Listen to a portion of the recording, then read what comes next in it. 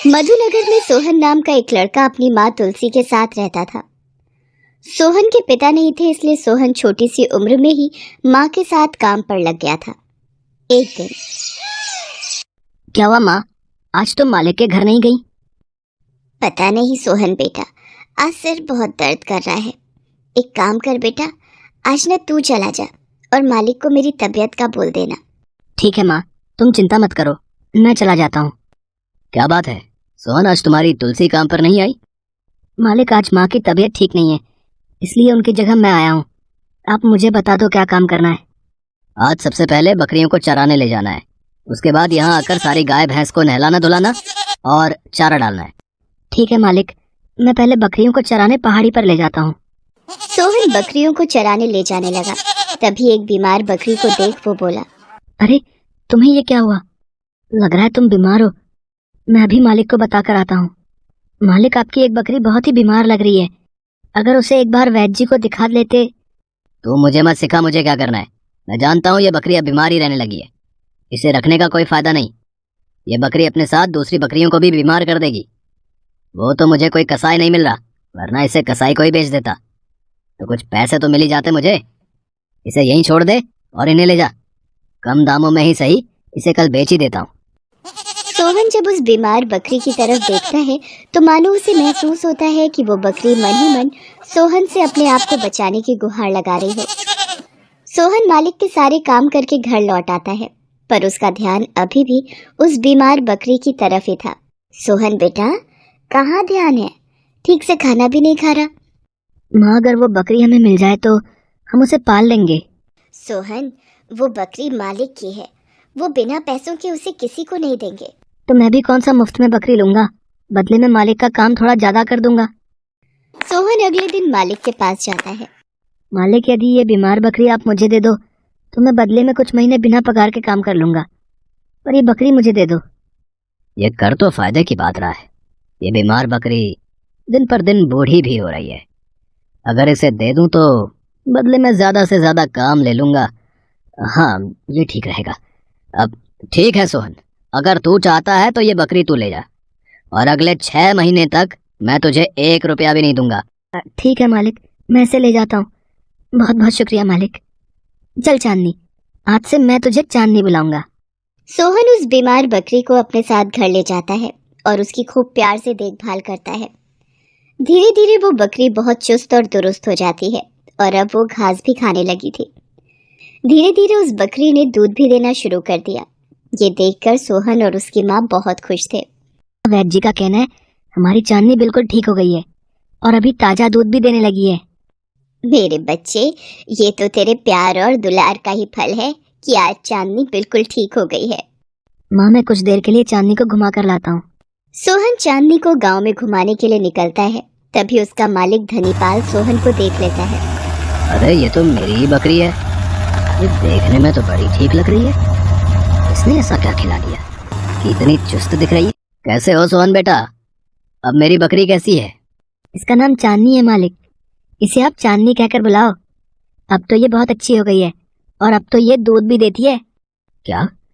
मेरी बकरी इतनी ठीक कैसे हो गई? मैंने तो इसे मुफ्त में ही ये बकरी दे दी, बदले में थोड़ा बहुत काम ही तो कर लेता है ये सोहन।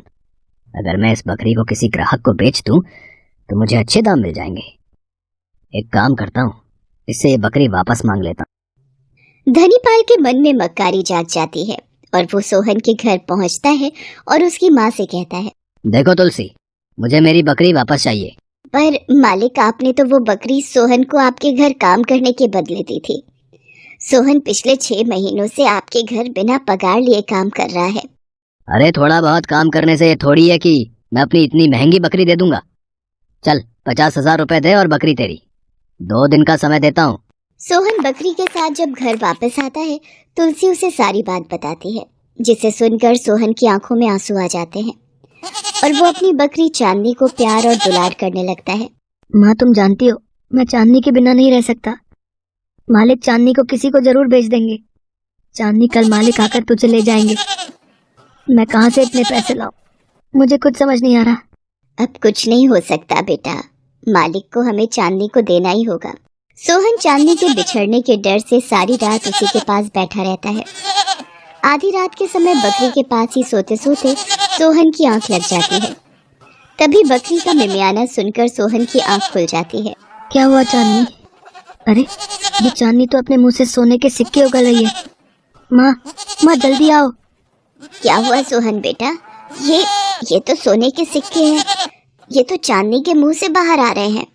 कुछ देर बाद सोहन और तुलसी के सामने सोने के सिक्कों का ढेर लग जाता है। सोहन, मैं एक जादुई बकरी हूँ। तुम बहुत नेक दिल और ईमानदार हो। ये सारे सोने के सिक्के तुम्हारे हैं। तुमने मेरी बहुत सेवा की है। ये उसी के फल स्वरूप मैं तुम्हें देती हूँ। अब तुम्हारी सारी परेशानियां दूर हो जाएंगी।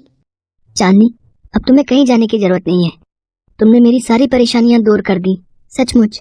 अगले दिन तुलसी धनीपाल को 50,000 रुपए दे देती है। वो हैरानी भरी नजरों से वहां से चला तो जाता है, पर गांव में ये बात आग की तरह फैल जाती है कि जब से सोहन ने उस बकरी को अपने पास रखा है, वो बहुत ही खुशहाल जिंदगी जी रहा है। लोगों को तो अपने दुख से ज्यादा दूसरे लोगों के सुखी होने से ईर्ष्या होती है। भाई मानो ना मानो, धनीपाल जी आपकी बकरी कोई जादुई बकरी है। हाँ, लोग तो ये भी कह रहे हैं कि शायद वो बकरी सोना उगलती है। हाँ, तभी तो आज तुलसी और सोहन इतनी अच्छी जिंदगी जी रहा है। अब तो उनके पास पैसों की भी कोई कमी नहीं है। बड़ा घर भी बनवा लिया है और जमीनें भी खरीद ली है। मुझे पता है मुझे कैसे उस बकरी को हथियाना है। धनीपाल अपने आदमियों के साथ सीधा तुलसी के घर जाता है। जाओ उस बकरी को उठा लो, देखता हूँ मुझे इसे ले जाने से कौन रोकता है। मालिक, ऐसा मत करो। हमने आपको बकरी के पूरे 50,000 रुपए दे तो दिए। अब ये बकरी हमारी है। नहीं, मैं अपनी चांदनी को कहीं नहीं ले जाने दूंगा। आप मेरी चांदनी को कहीं नहीं ले जाओगे। छोड़ दो मालिक, चांदनी को छोड़ दो। ऐसे कैसे छोड़ दूं? इसी बकरी की वजह से तुम इतने पैसे वाले बने हो। आज तुम्हारे पास ये जो सब कुछ है, ये मेरी बकरी की वजह से है। मैं अपनी बकरी वापस लेकर ही रहूंगा। अब ये जादुई बकरी मेरे लिए धन उगलेगी। जैसे ही धनीपाल बकरी को जबरदस्ती ले जाने लगता है, वो बकरी धनीपाल के हाथों से उड़ जाती है और एक देवी का रूप लेती है। धनीपाल, तू मुझे कहीं नहीं ले जा सकता। तेरे जैसे लालची को कुछ नहीं हासिल होगा। तू तो मुझे मारना चाहता था। तू तो मुझे कसाई के हाथों बेच रहा था। पर सोहन ने मेरी बहुत देखभाल की।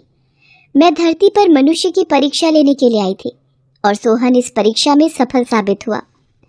अगर तुम मेरी सेवा करते तो मैं तुम्हें भी ईमानदारी का फल देती। सोहन, अब मैं जा रही हूँ। मेरा कार्य यहीं तक था। तुम अपनी माँ के साथ हमेशा खुश रहना और मेरा आशीर्वाद सदैव तुम्हारे साथ है। इतना कहकर वो देवी अंदर ध्यान हो गई और धनीपाल अपना सा मुंह लेकर वापस लौट गया। संपन्न कर देता है। हेलो दोस्तों, कैसे हैं आप सब? हमारी कहानियाँ देखने के लिए हमारे चैनल को सब्सक्राइब कीजिए और हाँ, बेल आइकॉन पर क्लिक करना मत भूलिएगा।